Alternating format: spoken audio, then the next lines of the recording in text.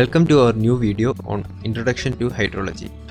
Here, we will be discussing some of the basic concepts and terminologies associated with the hydrology, after which we will be discussing the previous year questions of engineering service examination. Water is one of our most important natural resources. Obviously, without it there would be no life on earth. So definitely, water is a topic to be studied. And is this simply the study of water is called hydrology? So if that is the case, then what about the subjects like fluid mechanics or hydraulics, irrigation, which we study in engineering? So how the hydrology is different from all these topics? So hydrology is a science that encompasses the occurrence, distribution, movement and properties of the waters of the earth and their relationship with the environment within each phase of the hydrologic cycle. So actually now there comes another question. What is this hydrologic cycle?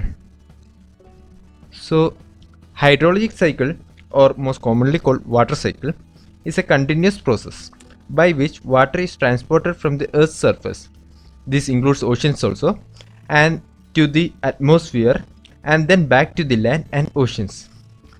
So there are physical, chemical and biological processes involved as this water travels through the atmosphere or over the earth and beneath the earth's surface. So definitely one has to study all these processes if their point of interest is about the water cycle.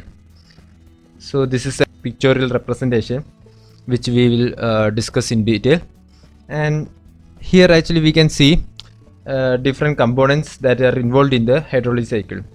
These are precipitation, then infiltration once it reaches the earth, then evaporation and transpiration, often combinedly called evapotranspiration, and there is also surface runoff as well as the groundwater flow is also there. Now with the heat from the sun, like starting from the oceans or other water bodies and some vegetations, the water reaches into the atmosphere by both evaporation and transpiration, and this water vapor gets condensed to form clouds and then precipitates. Once it reaches the earth, this may undergo infiltration into the soil or a surface runoff, or even it can be termed as some losses. These losses like interception loss, which is nothing but the water retained by the leaves of the trees, and this then eventually subjected to evaporation. Now the infiltrated water may present either as interflow, which is nothing but flow parallel to the ground but beneath the surface, and at some point on the downstream this will rise to the surface and joins the surface runoff. So now other is the groundwater table. This water may undergoes the deep percolations and joins or recharges the groundwater storage. So yes, some portion of the groundwater also contributes to the runoff or to the base flow of the stream. So in a way, all of these are contributing to the water bodies or vegetation from which water gets evaporated or transpirated, and this way the cycle repeats itself. Now these are some terminologies associated which I have already discussed. Now even though we can go through it one by one. So precipitation, it is the deposition of the water on the earth in the form of rain, snow, hail, frost, so on. So interception is the short-term retention of the rainfall by the foliage. Foliage means the leaves of the vegetations. So infiltration is the movement of the water into the soil of the earth's surface. Evaporation is the transfer of water from a liquid state to the gaseous state, that is, it is a conversion of the liquid to the vapor phase. And now is the transpiration, is the soil moisture taken up through the roots of the plants and into the atmosphere through stomata. Next is the percolation, is the movement of water from one zone to a lower soil zone. Depression storage is the volume of water which gets stored in a natural depression of a basin. Runoff is the volume of the water drained by a river at the outlet of a catchment. Now what is a catchment or a catchment area? So a catchment area is any area of land where the precipitation collects and drains off into the common outlet. This outlet may be a river, bay, or any other water bodies. So there is another confusing term is a watershed. This watershed also often means the same, even though in some contexts it refers to the watershed divide, but it's not that common. A watershed divide is a topographical boundary for the catchment area. This is usually the ridge line in the form of hills or mountains, or so it's basically the boundary of that catchment area. That's all. Watershed divide. Sometimes there are cases when water converges to a single point inside the basin, and this point is called a sink, which may be a lake, that can be a permanent or even a dry lake. So that is called a sink. Now, going on to a continuity equation, consider a system which may be a reservoir, groundwater storage in a region, or anything can be considered as a system. And if there is an inflow into the system and also an outflow from this system, and this difference in the inflow and the outflow results in a change in storage. So that is basically the continuity equation, and so that is inflow minus outflow will be the change in storage. Now this is a picture detailing on all the process involved in the water cycle. Now simplifying, we can see that there is an overland flow or a surface flow, and as well as an underground flow.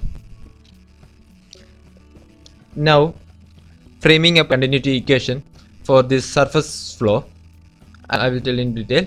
For the first case of surface flow, the inflow contributions are from precipitation, then the surface water inflow R1, and the groundwater appearing as the surface water denoted by Rg. So the continuity equation will be P plus R1 plus Rg minus R2 minus E minus T will result in the change in storage. So that is delta S, and this suffix S denotes that those parameters are considered with respect to the surface flow condition. Now considering the underground flow, the inflow are from infiltration and the groundwater inflow G1, and the outflow are from groundwater outflow G2, then evaporation, transpiration, and the groundwater appearing as the surface water denoted by Rg. Here in this case, the infiltration is an inflow which were earlier as an outflow for the surface flow condition, and similarly Rg is here an outflow which is in contrast to the surface flow condition where it is an inflow. So the continuity equation states that I plus G1 minus G2 minus Rg minus E minus T will result in change in storage delta S suffix G. So this suffix G denotes the parameters with respect to the underground flow condition. Now combining the two equations that we earlier derived, the infiltration I and the Rg will get cancelled out, and the remaining equation is written as P minus R minus E minus T minus G equals the change in storage delta S. So this equation possesses no suffix, which means that the parameters are the net quantities or the total quantities after combining both the cases. So this equation is the water budget equation. Now moving on to the question and answers section. These are the previous year's ESE questions. So the first question, the quantitative statement of the balance between water gains and losses in a certain basin during the specified period of time is known as which one of the following? First, water budget, second, hydraulic budget, third, ground budget. Though both the terms water budget and hydraulic budget are often used, water budget is the proper one. So it is the right one.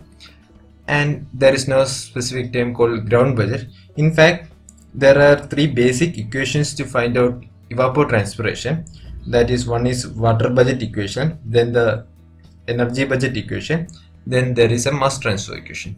For our case, water budget is the right answer. Now, second question, what is a hydrologic cycle? Option A, the process involved in the transfer of moisture from sea to land. Option B, process involved in the transfer of moisture from sea and back to sea again. Option C, process involved in the transfer of water from snowmelt in the mountains to sea. Option D, process involved in the transfer of moisture from sea to land and back to sea again. So this is a basic definition only, and option D is the right answer. Now, third question, which of the following are pertinent to the realization of hydrological cycle? First statement, the latitudinal difference in the solar heating of the Earth's surface. We know it's due to the heat from the sun that causes water to evaporate. And as we move away from the equator, this heating gets reduced. And this causes the difference in heating. So, first statement is correct. Then second statement, inclination of the Earth's axis. The inclination of the Earth's axis is the main factor that we have differential heating, with equator getting more solar radiation as it is a greater circle and lies close to the sun. So, this statement is also correct. Now, third statement, uneven distribution of land and water. We know the land gets quickly heated up during the day and cools off during the night compared with water. This differential heating causes the pressure difference, which affects movement of wind and also the clouds. This is then further aggravated by their uneven spatial distribution. So the third statement is also correct. Now, fourth is the Coriolis effect. Actually, what is the Coriolis force or Coriolis effect? Now, the Coriolis force is due to the Earth's rotation from west to east, and also from equator to the poles. This rotational speed of the Earth gets reduced. So from the figure itself it can be understood, and as a result the air gets deflected towards the right in the northern hemisphere and towards the left in the southern hemisphere. This is very important aspect in the occurrence and the movement of the cyclones, trade winds. So this also influences the water cycle. In fact, option D is the correct, which says all of the above. Now, fourth question, where statement 1 says condensation of the water vapor into the droplet precedes the precipitation process, and statement 2, formation of the precipitation droplets is predicted on the presence of condensation nuclei. Actually, both statements are correct, but precipitation occurs when the atmosphere gets saturated with water vapor, which then condenses, and that's how the precipitation forms. So the correct explanation of the statement 1 is not mentioned, so option B would be the right answer. So that's all with this introduction chapter. We will go through some other chapters in the coming videos. If you have any doubts or suggestions, please feel free to write up in the comment section below. Thank you.